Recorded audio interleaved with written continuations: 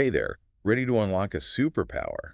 A superpower? Well, maybe not an actual superpower, but something that can feel pretty powerful, especially when it comes to your career. Okay, I'm intrigued. Today, we're diving deep into salary negotiation. Now that's something I can get behind. It's such an important skill, but it can also be pretty intimidating. Totally. I know I've definitely felt awkward or unprepared in those conversations in the past, but honestly, even if you consider yourself pretty confident, there's always something new to learn about advocating for your worth. Right, absolutely. And the research backs that up. Yeah, for this deep dive, we dug into presentation25.pdf, and it's packed with insights. Like the fact that people who consistently negotiate their salaries often earn significantly more over their lifetimes. We're talking potentially hundreds of thousands of dollars. So yeah, this is kind of a big deal.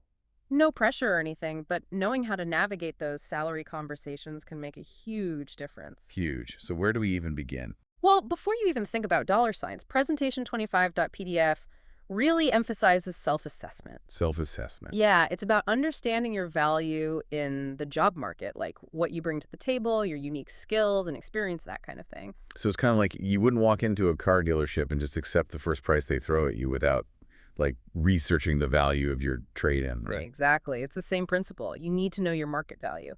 And presentation25.pdf recommends actually creating a brag file, basically a document where you keep track of your accomplishments, skills, positive feedback, successful projects. Oh, I like that.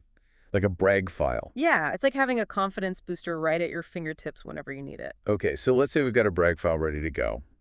What about timing? When's the best time to actually bring up salary? Good question. Presentation25.pdf is pretty clear on this one. After you get the offer.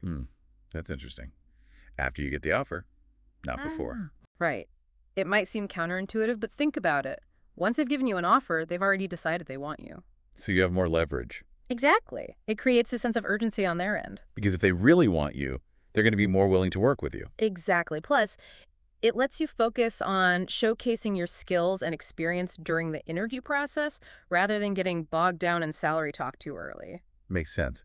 And another thing that presentation25.pdf talks about that I think is so important is remembering that it's not just about the number on your paycheck. Oh, yeah, absolutely. The whole compensation package matters. Right. Benefits, perks, flexible work arrangements, that kind of thing. For sure. Like maybe having more vacation time or being able to work remotely a couple of days a week is actually more valuable to you than a slightly higher salary. Right. It's all about knowing your priorities. Hmm. Okay, so we've done our research, we figured out what matters most to us, and boom, the offer lands in our inbox. Now what?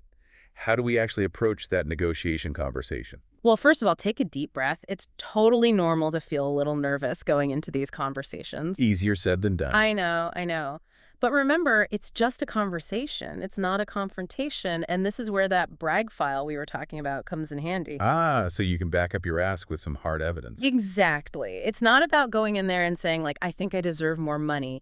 It's about saying, hey, based on my contributions to this project, where I achieve these specific results, I believe a salary of X is appropriate. Okay, yeah. I see how that makes a huge difference. It's all about being clear and confident. But even if you do everything right, there's always a chance you might hit some snags along the way. Like what kind of snags? Well, objections for one. It's totally normal for the other side to push back a little. In fact, presentation25.pdf actually has a whole section on how to handle objections during salary negotiations. Okay, good to know. Because I think my biggest fear is hearing the word no. Oh, yeah. Like as soon as I hear that, I just kind of assume it's over. Like I've blown it. No, not at all. It's not over. Hearing no doesn't mean the conversation is over. It just means you need to be ready to pivot a little. Okay, makes sense. So how do you do that? Like, what if they hit you with the classic budget constraints line? Yes. The dreaded budget constraints. That's a common one. But here's the thing. You can actually prepare for that objection in advance. Oh, how so? Well, presentation25.pdf suggests responding with something like, I understand the budget limitations, but I'm also really confident that my skills and experience will make a big impact, on the team, the company's bottom line. So, would you be open to maybe revisiting the salary down the line after I've had a chance to demonstrate my value? Oh, that's smart. So it shows you're not just focused on the money, but on actually bringing value to the company. Exactly. It's a win-win. Now, if they're really, truly, absolutely stuck on the salary figure they've offered, that's when you can circle back to those other elements of the compensation package that we were talking about. Right, right, right. Like maybe they can't budge on the base pay, but maybe they'd be willing to throw in some extra vacation days or a sign-on bonus, something like that. Okay, yeah, that's a good point. It's about being a little creative and flexible. Yeah. It's funny. This might sound a little out there, but I was actually reading something about AI the other day, and it really struck me, especially in the context of this whole negotiation conversation. Oh, really? AI. Okay, I'm listening. So it was in this, these policies have been triggered by the rise of generative AI.PDS. Anyway, it was talking about how AI systems that are trained on a really diverse range of data tend to perform better overall. Okay, yeah, that makes sense. And it just got me thinking, like, isn't that kind of true for us as negotiators as well? You mean the more we expose ourselves to different negotiation scenarios? Yes. The better equipped we'll be to handle whatever comes up in a real-life situation. Like building up a mental toolkit of negotiation strategies and responses. Yes, exactly. So just like that AI, we can benefit from having a really diverse data set of negotiation experiences. Yes.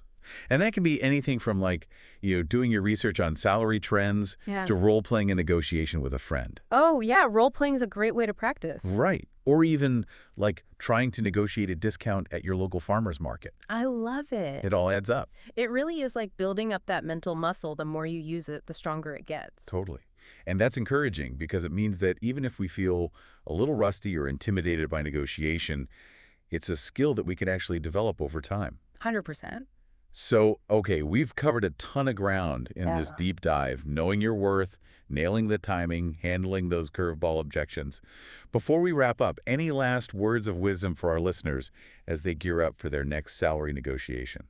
I think the most important thing to remember, and presentation25.pdf touches on this too, is that negotiation isn't about winning or losing. It's not a battle. Exactly. It's about finding that sweet spot, that mutually beneficial agreement where both you and the company feel like you're getting a fair deal. A true partnership. Yes. And at the end of the day, you are your own best advocate. You know yourself and your worth better than anyone else. So don't be afraid to speak up, ask for what you deserve, and stand firm in your value. Love it.